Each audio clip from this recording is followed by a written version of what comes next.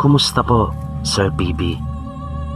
Tawagin niyo na lang po ako sa pangalang Danny. Ang ibabahagi kong kwento ay tungkol sa mga karanasan ko sa aming probinsya. Bata pa lang talaga ako ay madalas na kaming makarinig ng mga kwento ukol sa iba't ibang kababalagan at maging ng mga tungkol sa aswang. Na nung huli ay napatunayan kong totoo ang mga kwentong ito. Dahil sa nararanasan ko na rin mismo ang mga ganong pangyayari. Ang tawag po sa amin ng mga taong madalas pinapakitaan o kaya na may pinaparamdaman ng mga di pangkaraniwang nilalang ay baraloon. At ang pagpapakita o pagpaparamdam naman ay tinatawag na balo. At ako po ay isa sa mga taong baraloon. Sa maraming pagkakataon ay naranasan ko ang iba't ibang pangyayari na masasabi kong hindi pangkaraniwan. Ang una kong naging karanasan ay nang minsang magsuga ako ng kalabaw. Medyo padilim na noon. Kasalukuyan akong naglalakad pa uwi nang bigla na lang humarang sa dinaraanan ko ang mga sanga ng kawayan. Alam kong sumasayaw talaga ang puno ng kawayan sa ihip ng hangin. Lalo na nga pag malakas ang pagkakaihip dito.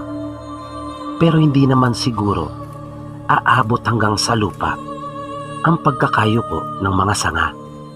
Kung kaya lumihis ako sa daan at napatakbo ng mabilis dahil sa aking pagkabigla. Walang lingon-lingon akong tumakbo hanggang sa makarating ako sa amin. Nang minsang galing naman kami ng mga kapatid ko sa pakikipangopra, nang pauwi na kami ay may napansin akong almires na nasa gilid ng daan. Nakabaon ito sa lupa sa tabi ng isang malaking puno. Maganda iyon, kaya naman agad ko itong kinuha. Nagpatuloy kami sa paglakad. Nang makalampas na kami sa masukal na bahagi na iyon ng bundok, ay naisipan kong huminto na muna para magpahinga. Nanigarilyo kami ng kapatid ko na sumunod sa akin. Habang yung pangalawa sa bunso naming kapatid ay candy naman ang hiningi. Medyo maliwanag pa nung mga oras na iyon, pero mababa na ang araw. Matapos naming manigarilyo ay nagpatuloy na kami. Ayaw kasi naming maabutan ng dilim sa daan. Makalipas ang ilang minutong paglalakad ay medyo nagtaka ako dahil sa nakita ko yung malaking puno na nadaanan namin kanina. At sa tabi noon ay may dalawang marka iyon sa lupa ng pinagbaunan ng almires. Di ko alam kung pinaglalaruan lang ako ng aking isipan ng mga oras na iyon. Nasabi ko sa aking sarili na imposible naman yata yung naiisip ko na bumalik kami sa pinanggalingan namin uli.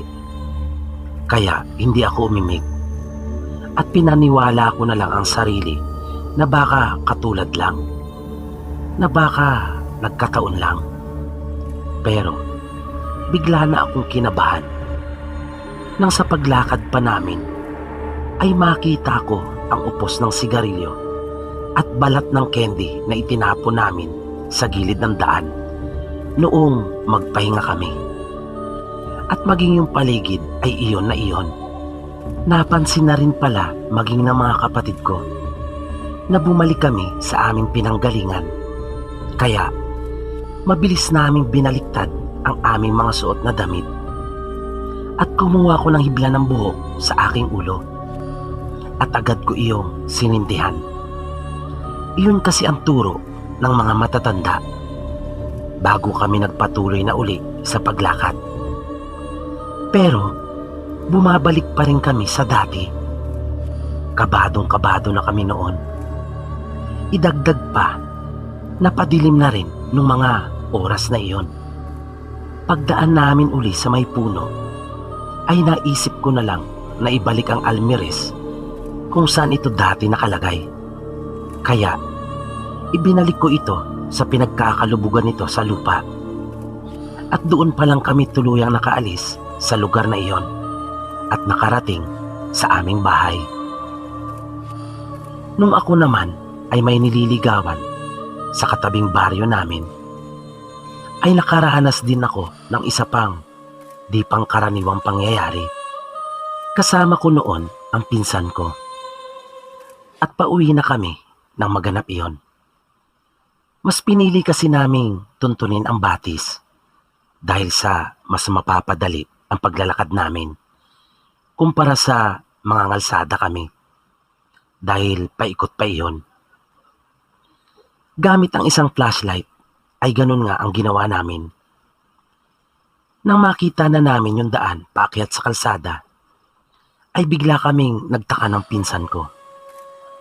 Nang makakita kami sa unahan ng nagliliwanag, kaya medyo nag-atubili kami na magpatuloy. Dahil noon lang kami nakakita ng ganun.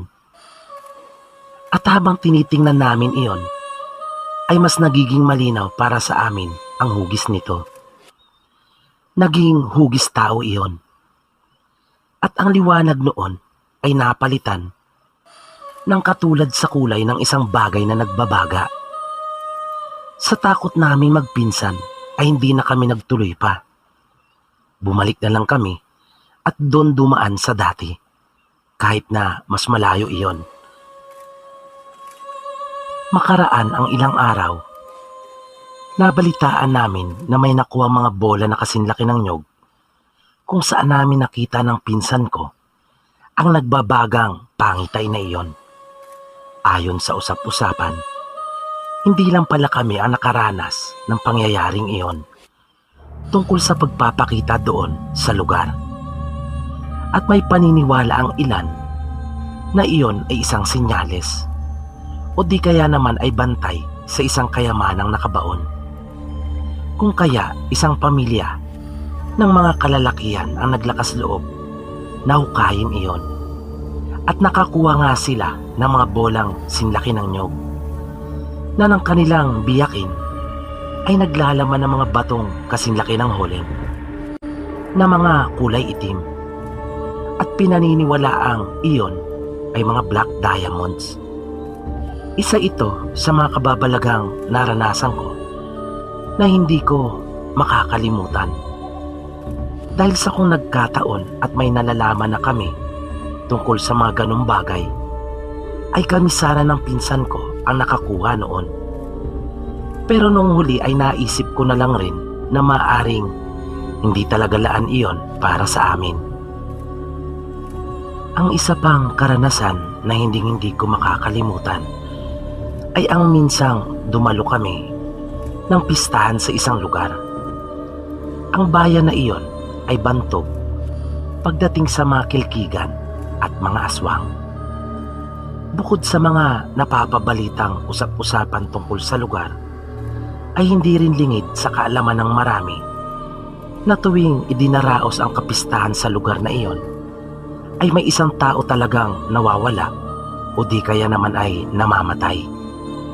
Pero sa halip na matakot ang mga tao, ay tila nakadagdag pa iyon lalo sa kanila ng excitement.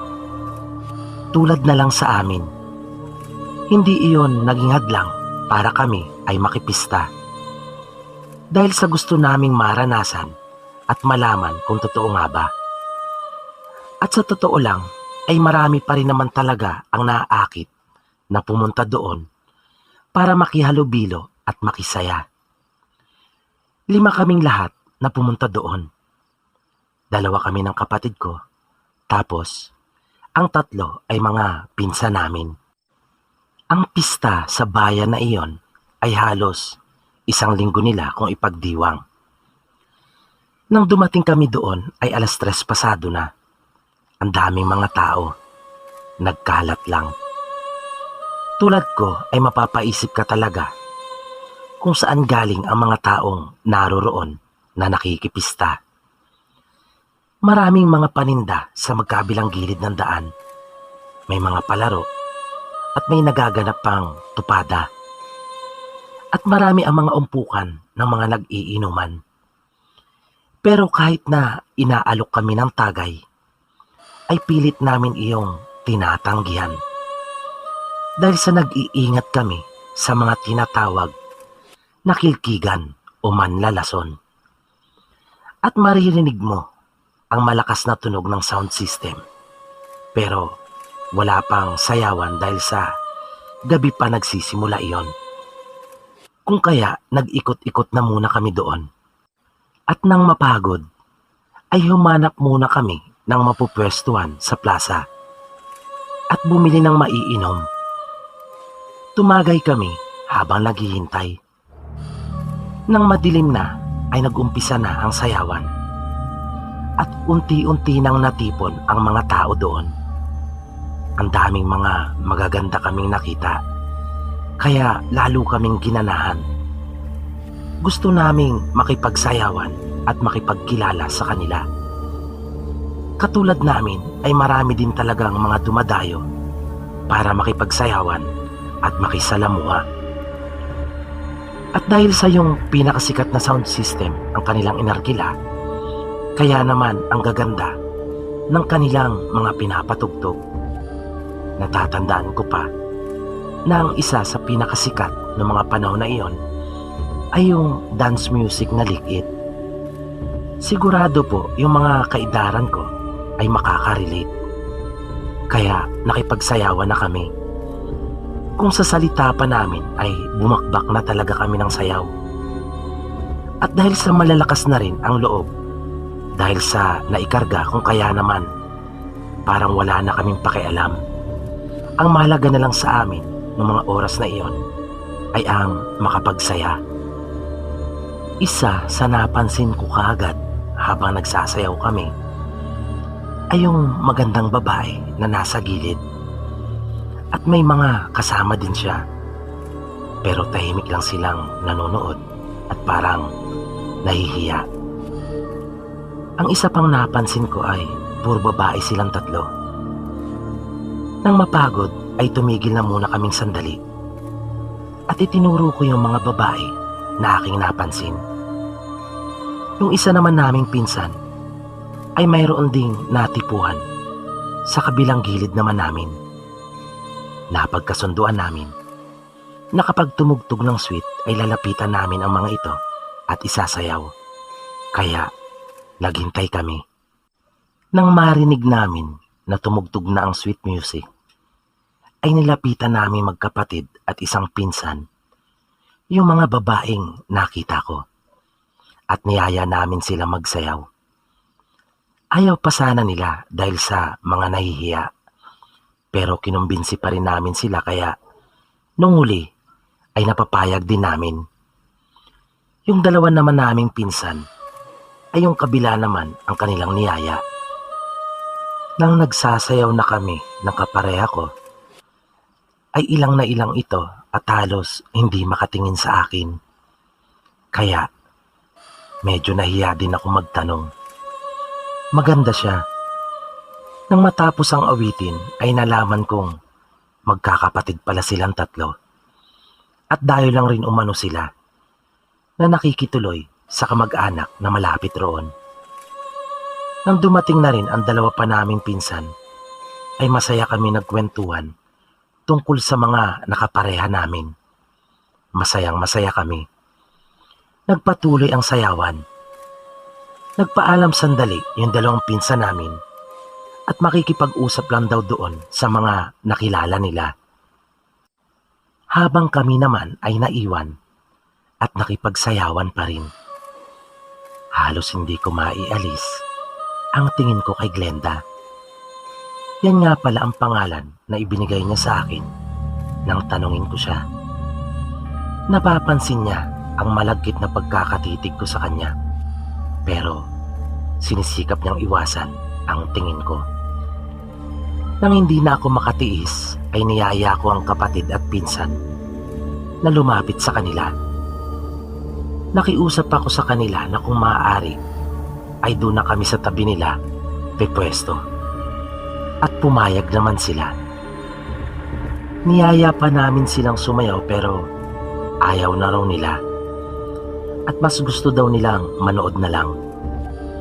Kinausap ko si Glenda. Marami akong gustong malaman sa kanya. Pero may sinabi siya na talagang tumatak sa akin. Na parang paalala iyon na kung ano man daw yung nakikita namin ay wag naming paniwalaan iyon. Medyo naging palaisipan para sa akin iyon. Ngunit binaliwala ko dahil sa nakainom ako. Kaya malakas ang aking loob. At naisip ko rin na maaaring depensa niya lang iyon. Di ko talaga alam pero parang sa pagkakataon na iyon ay mabilis na nahulog talaga ang loob ko. Napakiramdam ko ay gusto ko siyang makasama. At nakakatawang isipin man pero ito po ang totoo. Noong mismong mga oras na iyon ay gusto ko siyang mapangasawa. At sinabi ko ang lahat ng iyon sa kanya. Na kahit ano pa siya o kung may nakaraan pa ay wala akong pakialam. Basta sinabi ko na gusto ko siya. Naputo lang yung pag-uusap namin nang biglang dumating ang dalawa naming pinsan. Doon ko palang naalala na matagal-tagal na rin palang nawala ang mga ito. Natataranta nilang sinabi sa amin na mayroon daw langkas. Ang mga langkas na tinatawag sa amin ay malalaking tao. Isang uri ng mga engkanto. Takot na takot sila at halatang nagsasabi ng totoo. Dahil sa mga ekspresyon ng kanilang mga mukha. Niyaya di umano sila ng mga nakilala nilang babae pero di nila namalayan na palayo na sila ng palayo mula sa sayawan. Tapos, napansin na lang nila na nasa harapan na sila ng isang malaking puno at nawala ang mga babae doon. At ang nakita nila ay yung langkas kung kaya nagtatakbo na daw silang mabilis pabalik. Nagyaya na ang mga ito na umuwi sa bahay ng kanilang kamag-anak. Napagkasunduan kasi namin bago pumunta na doon kami makikituloy dahil mas malapit di hamak ang bahay ng mga iyon. Dahil kung sa amin pa ay napakalayong talaga. Nangarapin ko uli si Glenda ay wala na ito maging ang mga kapatid niya. Nagtaka ako bakit hindi man lang sila nagpaalam at hindi ko rin naman iyon namalayan man lang. Umalis na kami sa sayawan at nagsimula na maglakad papunta sa bahay ng kamag-anak ng pinsan namin sa mother side. Ang may 15 minutos na siguro kaming naglalakad ay napansin namin na may mga naglalakad din sa unahan namin. Kung kaya naisip namin na may makakasabay kami. Binilisan pa namin ng kaunti yung ginagawa namin paglakad para maabutan namin sila. Nang tamaan ko ng liwanag ng flashlight ang kanilang likod, ay agad na pumasok sa isip ko si Glenda at mga kapatid nito. Dahil sa pamilyar sa akin ang kanilang mga damit. Parang mahuhulog ang puso ko sa tuwa. Parang naramdaman ko kasi na lumukso ito. Kung kaya, tinawag ko siya. Habang tumatakbo akong papalapit, nauna na ako sa mga pinsan at kapatid ko. Pagharap nito sa akin, ay sinabi kaagad niya na masaya siya na nakilala niya ako. Pero, kalimutan ko na lang daw ang gabi na nagkakilala kami. At nagulat ako nang bigla niya akong halikan. At sa labi pa mismo. Di ko talaga inaasahan iyon. At mabilis na itong umalis at sumunod sa kanyang mga kapatid. Sinundan ko siya. Dahil sa totoo lang bilang lalaki, ay naisip ko na gusto niya rin ako. At di malayong may mangyari sa amin noong gabing iyon. Pero, bigla silang nawala sa paningin ko. Lumiko ako sa panig ng daan kung saan ko sila huling nakita. Hinawi ko yung mga ligaw na halaman. Nagdalawang isip pa ako kung dito ba talaga sila dumaan. Dahil habang nagpapatuloy ako, ay nagiging masukal iyon. Habang patuloy kong sinusuhot yung masukal na lugar na iyon, ay nagtatalo sa isip ko kung doon nga ba talaga sila huling pumasok. O nagkamali ako ng pinasukan pero hindi ako maaring magkamali. Doon ko sila huling nakita na lumiko. Pero bakit parang hindi ito daanan? Maya-maya ay nabuhayan ako. Nang madaanan ng liwanag ng hawak kong flashlight ang damit. Hindi naman pala ako nagkamali. Pero nang tapatan ko iyon ng ilaw, ay nagtaka ako kung bakit nakahiga na sa lupa si Glenda. Habang ang dalawa pa niyang kapatid ay nakatuwad naman at parang nagsusuka. Di nagtagal ay narinig ko sila na lumikha ng mga ingay na hindi tunog na ginagawa ng isang tao. Garalgal ang mga boses na parang humihingal. Nang iangat ng isang kapatid ni Glenda ang ulo nito mula sa pagkakatungo sa lupa, ay napasigaw na ako sa tindi ng takot. Malinaw na sa akin kung ano sila nung mga oras na iyon. Dahil nakita ko ang buwagag na buhok nito at mga mata na halos punuin ng mga ugat na mapupula.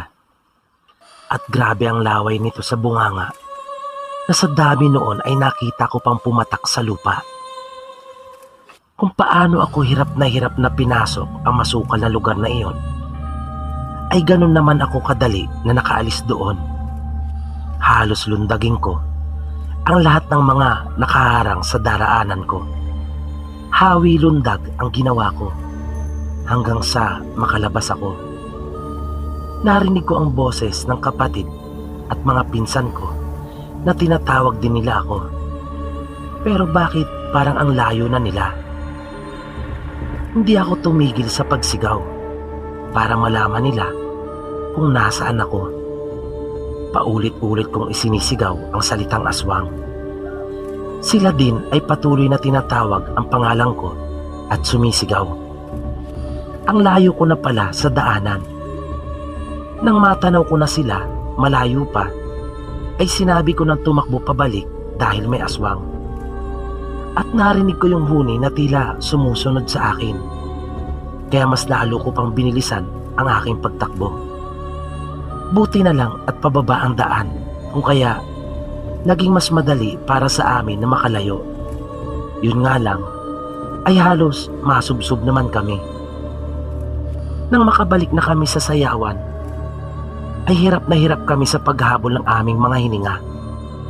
Nagpasya kami na magpaumaga na lamang doon sa plaza at kinabukasan na lamang umuwi. Matapos po iyon, ay nakauwi naman kaming ligtas ng kapatid at mga pinsan ko.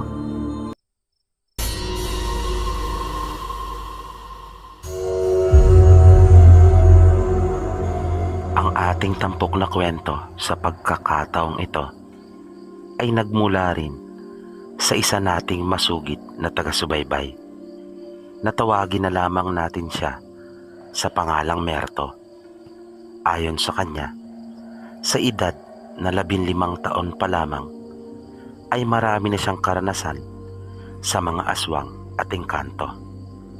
Halina at atin pong tunghayan ang kanyang totoong kwento ng kababalaghan. Kumusta po kayo, Sir PB, at sa inyong mga tagapakinig?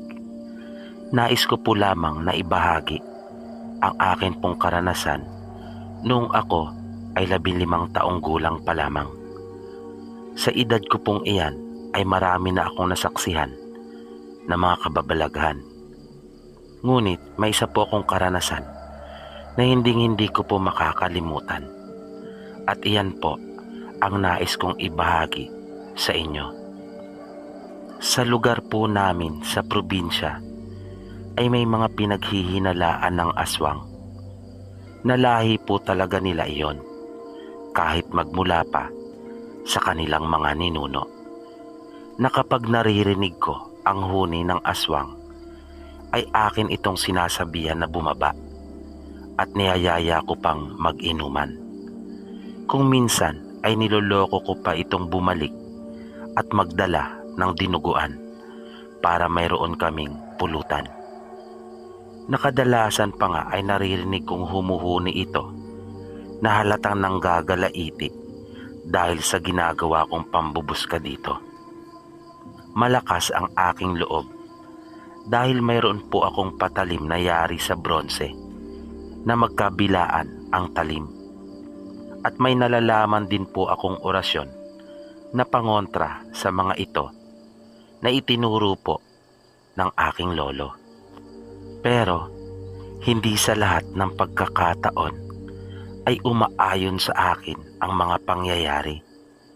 Isang gabi na nag-iinuman kami ng tuba ay may nakita po akong isang paniki na dumapo sa kulo, o mas kilala sa iba na rema. Sa ibang probinsya naman ang tawag nila dito ay kamansi. 6 kami na nag-iinuman noon. Ang 4 kong mga kaibigan at ang aking ama sa kubo-kubo na amin pong ginawa. Nang makita ko nga po ang paniki ay agad ko pong kinuha ang aking tirador at nilapitan ko ang puno. Nang nasa ilalim na po ako ng puno ay akin pong tinira iyon. Narinig naming lumagitik iyon ng tamaan sa nguso. Nakita kong tumulo kaagad ang dugo nito, ngunit hindi nalaglag. Kaya akin pa iyong pinasundan. Muli po itong tinamaan, ngunit hindi pa rin nalaglag at nanatiling nakalambitin lamang. Kaya nagpuntahan na ang aking mga kaibigan upang akyatin ang paniki sa puno. Ngunit nang makalapit na ang mga kaibigan ko sa puno ay bigla itong nawala, na hindi naman namin itong nakita na lumipad, na ang napansin na lang namin ay ang maraming patak ng dugo na napakalansa noon. Matapos iyon ay umikot pa kami sa kabilang panig ng puno, ngunit wala na talaga ito doon. Kaya nag-inuman na lang kami uli at nagkwentuhan. Napagpasyahan naming lumipat doon sa puno ng kulo pagkat may mga upuan din doon at maliit na mesa na sadyang ginawa para sa inuman, at mas maluwag kasing kumilos doon. Ilang sandali pa ay may napansin kaming isang tila malaking kumot na kulay itim na dumaan mismo sa aming uluhan, na mabilis ang paglipad nito na dumiretso sa puno ng mangga. Kaya sinundan ko po agad ito ng pagbato, na sinabi kong aswang ka pala na nag-anyong paniki lang kanina, na akin na rin pong binanggit ang mga pangalan ng mga taong pinaghihinalaang aswang sa aming lugar, na ang iba ko naman pong mga kasamahan ay kumaripas na ng takbo. Ang tatay ko naman at 2 ko pang kaibigan ay nasa ilalim ng bangko nagtago. Nang sipatin ko ito sa puno ng mangga ay bigla na rin itong naglaho. Ipinagpatuloy na muli namin ang inuman, at nang matapos kami ay napagpasyahan naming pumunta sa sayawan, sapagkat pesta noon sa aming barangay kasama ang 2 kong kaibigan. Pagdating namin doon ay nagsimula na ang sayawan, gayon din ang inuman, na ang inumin ay tinatawag sa amin na triple, na binubuo ng Tanduay, Sparkle at Red Horse. Kaya mas lalo po kaming nalasing. Kaya nang bandang 12:41 na ng madaling araw ay nagyaya na po akong umuwi, ngunit ayaw pa nila dahil sa nawili ang mga ito sa pakikipagsayawan.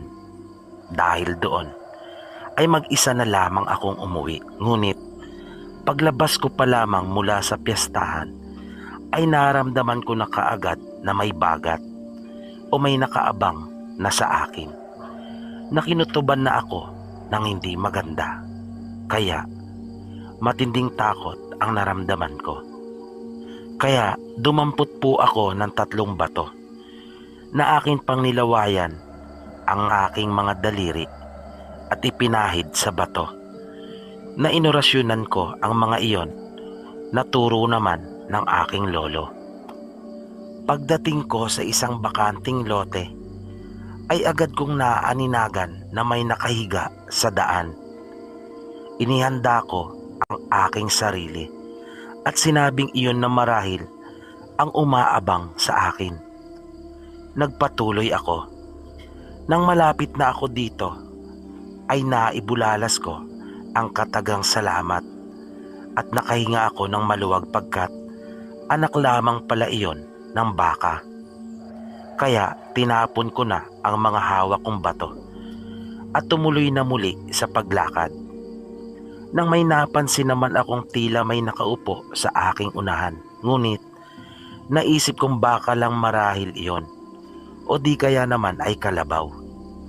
Pagkat naroon na ako sa tubuhan na hindi pa natatamnang muli, kaya marami ang isinusuga doon. Kaya tumuloy lang ako sa paglakad.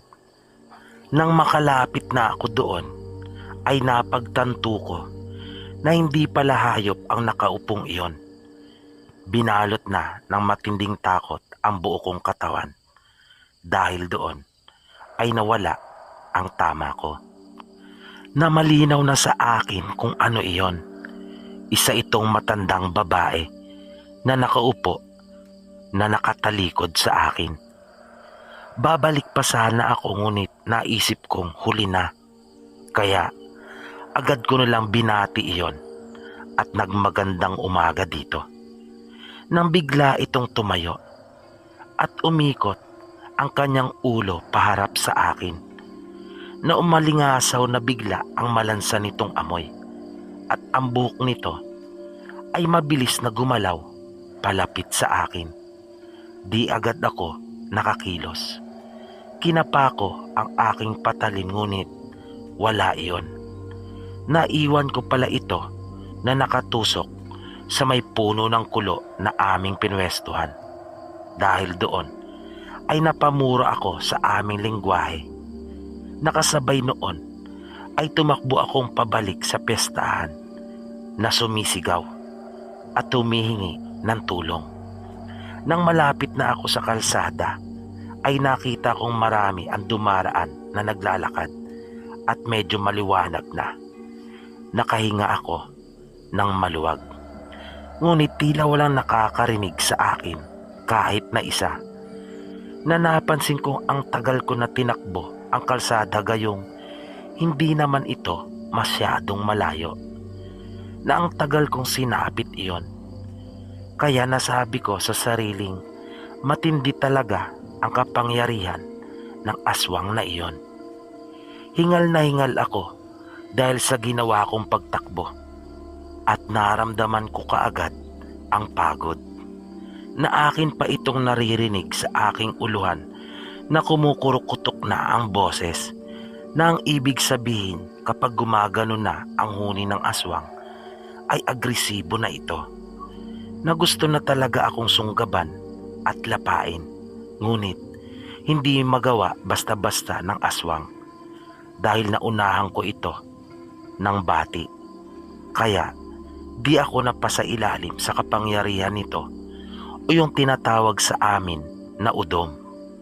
At ayon sa aking lolo ay malakas ang aking dungan. Kaya nakaalpas ako mula rito at nakabalik sa piyestahan. Ikinuwento ko ang nangyari sa aking kaibigan at niyaya ko ang mga ito na aming iyong balikan, ngunit ayaw nila. Nang umuwi ay sa kabila kami dumaan pagkat natatakot sila. Kinabukasan ay ang laki ng pigsa ko sa mukha. Sinabihan ako ng aking lolo na kumuha ng damo sa inupuan ng aswang at akin daw iyong sunugin at ipausok sa aking muka na may pigsa. Ganun nga ang aking ginawa at kinabukasan ay nawala na rin iyon. Tinuruan ako ng aking lolo na kung maulit pang minsan ang gayong pangyayari ay humiga daw ako at hintaying lumusob ang aswang. Akin lang di umanong puntiryahin ang daliri nito. Nahawakan ko daw iyon sa paraang natatakpan ang aking leeg at pilit nakagatin iyon na ang layon ay putulin talaga upang manghina at mangayaw ang aswang. Kung sakali naman na mayroon daw akong dala na patalim, humiga lang rin daw ako sa lupa at hintayin na umatake ito, na aking iguhit ang patalim sa lupa at saksakin ng aswang, na kapag bumaon ang patalim ay akin daw iyong ikutin at gawin ng paulit-ulit, na mas mainam kung sa bawat paghugot ng patalim matapos itong maikot ay may sumasamang laman at siguradong pipilitin na daw nitong makatakas. At kapag alam mo ang bahay ng aswang ay iyong puntahan ito at sabuyan ng bulaklak ng lalaking papaya sa harapan ng pinto upang di na maghilom ang mga sugat nito at tuluyan ng mamatay. Noong huli ay nalaman ko na ang umatake pala sa akin ay ang kilalang aswang sa aming lugar, na ang edad nito noong mga panahon na iyon ay 104 na taon na, ngunit napakalakas pa rin, na pati ang manugang nito ay aswang na rin, gayon din ang kanyang mga apo pagkat kanya na itong hinawaan. Ngunit ang anak niyang babae ay hindi nagpahawa sa kanila, na ang bahay pa nga ng mga ito ay wala talagang bintana at ang mga ito ay malalansa na nanunuyo ang mga balat at mahaba ang kanilang mga buhok na matitigas.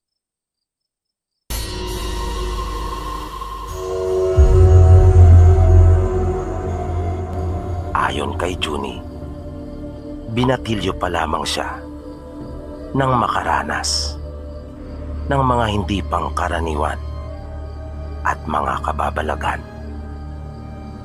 Isang tanghali iyon, tandang-tanda pa niya na noon ay araw ng Sabado at kasalukuyan silang nagkokopra. Kakain na umano sila noon ng tanghalian. Kanya na lamang iniipon ang mga bunga ng nyog nang bigla siyang makakita ng isang tao. Inakala niyang talagang tao iyon nung una dahil na rin sa hugis nito. Ngunit ang paraan ng pagkilos noon ang siyang nakapagbigay sa kanya ng pagtataka. Hindi siya kaagad nakagalaw. Natulala si Junie, lalo na nang makita niya ng bahagya ang itsura nito. Doon niya napagtanto na hindi pala iyon tao. Ngunit hindi rin malinaw sa kanya kung anong uring nilalang iyon. Nang magkaroon siya ng lakas ng loob upang gumalaw para tumakbo, ay nakita rin niyang tumakbo iyon palayo sa kanya nang maramdaman siya nito. Kaya hindi na siya sumigaw pa upang humingi ng saklolo. Iyon ang unang pagkakataon na nakakita siya ng ganong uri ng nilalang. Mahaba ang mga binti at hita noon, ngunit may kapayatan. Ganon din ang mga braso umano nito. May kahabaan, ngunit payat. Makaraan ang ilang linggo, ay napag-utusan naman siya na manghiram ng kikil. Dahil sa hahasain ng kanyang tatay ang lagari nito. Pinapunta siya nito sa bahay ni Mang Kaloy. Malayo-layo din ang bahay nito mula sa kanila. Nang malapit na siya sa bakuran ng bahay nila Mang Kaloy, ay laking gulat niya nang makita niya itong biglang dinampot yung isang sisiw at mabilis na isinubo. Kinilabutan si Juni, kaya hindi na siya dumiretso pa at mabilis nang tumalikod pabalik sa kanila. Pagdating niya sa kanilang bahay, ay agad niyang ikinuwento sa kanilang ama ang kanyang nasaksihan. Hindi naman makapaniwala noong una ang kanyang ama, dahil sa wala naman daw umano silang nababalitaan na ganon tungkol kay Mang Kaloy. Pero simula noon ay pinaiwas na silang magkakapatid doon. Kahit saan mang okasyon o handaan na kanilang makakasabay ang mag-anak nila Mang Kaloy, ay umiiwas na sila. Hindi pa iba kanila Juni sila Mang Kaloy. Kamag-anak pa nila ang mga ito. Kaya nag-aalala sila na baka pati sila ay mapagbintangan na may lahing aswang kapag nagkabistuhan. Minsan sa isang handaan, paligo noon ng tiyahe nila Juni, at sila ay naanyayahan. Nakita nilang naroon din ang mag-anak nila Mang Kaloy. Nang magkainan na, ay sinikap nila Juni na wag sumabay sa kanila. Puro pagdadahilan ang kanilang ginawa upang makaiwas lang na makasabay ang mga ito sa pagkain. Nang dumating sila sa kanilang bahay ay madilim na. At dahil sa mga busog naman, dahil sa handaan, ay nagpahinga na lamang silang sandali at natulog na. Hindi na alam ni Juni kung gaano na katagal siyang nakatulog. Bigla siyang ginising ng kanyang kuya at dumadaing ito na masakit ang kanyang tiyan. Nakisuyo ito sa kanya na kung maaari ay hanapin yung efficacy at kanya umanong papahiran ang sikmura. Agad naman tumayo si Juni at hinagilap yung pambanyos. Pagbalik niya sa kanilang silid ay napansin niyang nagbubutil-butil na ang pawis ng kanilang panganay at namumutla na rin ito. Namimilipit ito sa sakit habang hawak-hawak ang kanyang sikmura. Halos 1 oras ang lumipas. Patuloy niyang pinakiramdaman ang kanyang Kuya Ramon. Ngunit parang walang pagbabago. At kita niyang nahihirapan na ito. Patuloy itong dumadaing na para umanong hinahalukay ang kanyang sikmura at parang pinipiga. Nagpasya na si Juni, nagisingin ang mga magulang at sabihin ang dinaranas ng kanilang kuya. Inutusan siya ng kanilang ina na kumuha ng sambong. Pagbukas ng pinto ay madilim pa, kaya kanya nang binuksan ang hawak na flashlight. Nang palabas na si Juni ng kanilang bakuran, ay bigla na lamang siyang nakarinig na mayroong kumaluskos doon sa gilid ng kanilang bahay, na kanya agad iyong inilawan at nanlaki ang kanyang mga mata. Hindi siya kaagad nakakilos. Nang makita niyang tumatakbo ng papalayo yung nilalang na nakita niya noong sila ay nagkokopra, napaisip si Juni kung bakit naroon iyon. At kung ano ang ginagawa, inilabas niya ang kanyang itak at nagtuloy na sa bahagi na kung saan mayroong halamang gamot na pinapakuha sa kanya ng kanilang ina. Pagbalik niya ay nakita niyang wala pa ring pagbabago sa kanyang Kuya Ramon. Inasikaso ito ng kanilang ina. Hindi na namalaya ni Junie na nakatulog siyang muli sa kanilang mesa. At nang magising siya ay umaga na. Agad niyang sinilip sa kanilang silid ang kanilang panganay. Napansin niyang may nakabigkis na ito sa kanyang sikmura. Ngunit putla pa rin ang mukha nito. Sinabi ng kanilang ama na wag na muna siyang sumama sa bukid at samahan na lang muna ang mga kapatid at ina sa bahay upang may maasahan ito kung mayroong mga ipag-uutos.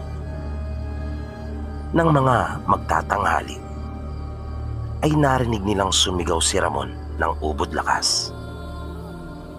Pagpasok nila sa silid ay nakita nilang namimilipit ito, na ang isang kamay ay nakasapo sa kanyang sikmura, habang ang isa naman ay sinasabunutan ang sariling buhok. Idinadaing nito na maging ang kanyang ulo ay sobrang sakit na at para daw iyong mabibiyak. Inutusan si Junie ng kanilang ina na magpadingas at mag-ihaw ng luya. Kanya namang inutusan ang dalawang kapatid na nakababata na sila na ang maghatid ng pagkain para sa kanilang ama. Matapos niyang makapag-ihaw ng luya, ay kanilang binigkisan ng panibago ang sikmura ni Ramon, at maging ang ulo nito ay kanila na ring nilagyan ng dinikdik na luya. Nang tanggalin nila ang bigkis nito sa sikmura, ay napansin ni Junie na mayroong malapot na laway sa pagitan ng mga iyon. Kanila iyong pinalitan. Nagtaka sila kung saan iyon ang galing. Maya-maya ay nagsimula ng magsuka ang kanilang Kuya Ramon. Suka ito ng suka na parang hindi talaga nito mapigilan. Hanggang sa halos wala na itong mailabas, ay patuloy pa rin na nagsusuka. Kinutuban na ng hindi maganda si Junie. Maging ang kanilang ina ay nag-alala na rin. Ikinuwento ni Junie ang kanyang nakita nung madaling araw na pinakuha siya nito ng sambong. Naisip niyang baka kahit paano ay may kinalaman iyon at makatulong. Kinahapunan pagdating ng kanilang ama, ay kinausap din ito ng kanilang ina at sinabi ang mga ipinagtapat ni Junie. Kaya nagpunta na sila sa manggagamot at hiningi ang tulong nito. Nang suriin ng manggagamot si Ramon, ay kinumpirma nito na hinawaan umano ito ng aswang. Bukod umano sa pagkain na ipinakain dito na nilawayan, ay may ipinakain din umano dito na laman ng tao. At kanila ngang nalaman na sa kabila ng kanilang pagsisikap na iwasan ang mag-anak ni Mang Kaloy, ay nagawa pa rin itong mapakain si Ramon nang patagayin ito at bigyan ng pulutan. Inamin din sa kanila ng manggagamot na hindi lamang daw ito nag-iingay, ngunit noon pa man ay may napapansin na siyang kakaiba sa mag-anak nila Kaloy. Mayroon na rin umano itong hinawaan sa katabing baryo nila. Ngunit buti na lang at hindi napuruan na iyon ay kanila pang naagapan. Pero sa kaso umano ni Ramon ay hindi niya maisisiguro dahil sa may nararamdaman na umano siyang buhay sa loob ng katawan nito. Matinding galit ang naramdaman ng tatay nila Junie. Ngunit pinaalalahanan ito ng manggagamot dahil hindi umano sapat ang mga sinabi nito para magiganti sila sa pamilya ni Mang Kaloy. Dahil ang mga pangungusap na iyon ng manggagamot ay hindi naman makatatayo sa anumang husgado. Kaya sinabi ng manggagamot sa kanila na idaan na lang sa panalangin na sana ay malampasan iyon ni Ramon. At kanya naman daw gagawin ang lahat ng makakaya. Pero kung sakaling dumating na sa punto na kanilang kinatatakutan, ay maaari nilang ibalik sa pamilya nila Kaloy ang kasamaan na kanilang pinapalaganap. At iyon nga ang nangyari. Lumipas ang ilan pang mga araw habang patuloy na ginagamot si Ramon ay patuloy ding bumabagsak ang pangangatawan nito. At may mga gabi pa nga na kanilang nararamdamang binibisita ito ng aswang, na ang paborito pang dapuan ay ang malaking puno ng abukado sa kanilang likod bahay, na kapag kanila iyong pupuntahan doon ay mabilis na naglalaho. Isang gabi ay sinubukan nilang abangan iyon doon, ngunit sadyang tuso na hindi ito nagparamdam man lang sa kanila. Kaya kanilang kinunan iyon ng mga sanga ng sintores at inilagay doon sa puno ng abukado. At hindi na nila narinig iyon na dumapo pa doon. Ngunit hindi na talaga kinaya pa ni Ramon ang ginawang pangahawa sa kanya.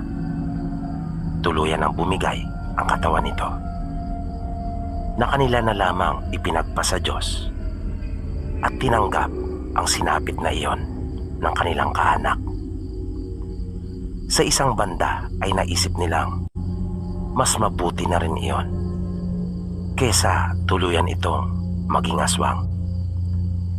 At may pagkakataon din na bago tuluyang malagutan ng hininga si Ramon ay nakarinig pa sila ng ibon sa dibdib nito na sumisiyak-siyak, na nang mamatay na si Ramon ay nawala na rin ang tunog na iyon. Nang nakaburol si Ramon, may isang tagpo na hindi nila malilimutan. Maghahating gabi noon nang bigla na lamang silang makarinig ng isang malakas na tunog ng nasaktan doon sa may puno ng abukado. Nang kanila iyong puntahan ay tanging paggalaw na lamang ng mga halaman papunta sa burol ang kanilang naabutan. Nagmamadali iyong makalayo. Sinigawan pa iyon ng mga kalalakihan at kanilang binantaan. Nang kanila nang mailibing si Ramon, napansin ni Junie na may importanteng pinag-uusapan ang manggagamot na si Mandoy Kulas at ang kanyang ama. Pasimple niyang pinapakinggan ang kanilang pinag-uusapan. Nang mahalata siya ng mga ito, ay kanila na siyang pinaupo sa tabi nila at kinausap. Hanggat maaari umano ay sa kanila na lamang at hindi na makarating pa sa iba. At kanila na ngang isinagawa ang plano. Makaraan ng 3 araw ay nagpunta sa bahay nila Junie ang asawa ni Mang Kaloy kasama ang panganay na anak nito. Kanilang kinausap ang mga magulang ni Junie na kung maaari ay patawarin na umano sila, lalo na ang kanilang padre de pamilya na si Mang Kaloy. Alang-alang umano sa kanilang pagiging magkamag-anak. Sinabi ng tatay nila Juni na noong panahon na ginagawa nila yung kanilang kawalang hiyaan kay Ramon, ay kanila din ba umanong naisip ang tungkol sa kanilang pagiging magkamag-anak? Isinaalang-alang din ba raw nila ang bagay na iyon? Hindi na nakaimik ang mga ito at nakita nila ang galit sa kanilang mga mukha nang lisanin ang kanilang tahanan. Makaraan ang 3 pang araw ay nabalitaan na nila na namatay na rin si Mang Kaloy. Nangyari iyon nang kanilang planuhin na tambangan ang nakitang nilalang ni Juni noon na kanilang nalaman mula sa manggagamot na iyon pala ay alaga ni Mang Kaloy, at kanilang pinaniniwalaan na ikamamatay iyon ni Mang Kaloy sa oras na kanilang mapatay din iyon, at hindi nga sila nagkamali.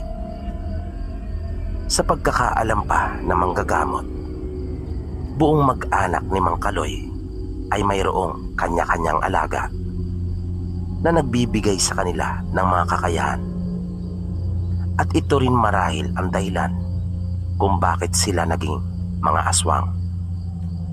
At yung kanilang mga alaga na iyon ang kanilang nakakatulong sa ginagawang pangahawa at pang-aaswang. Noong huli ay napilitan ding umalis sa kanilang tirahan ang mag-anak ni Mang Kaloy. Lumipat sila at hindi alam nila Juni kung saan. Napuwersa ang mga ito dahil sa kumalat na rin sa kanilang baryo ang ukol sa kanilang lihim. Dito po pansamantalang nagtatapos ang ating programa.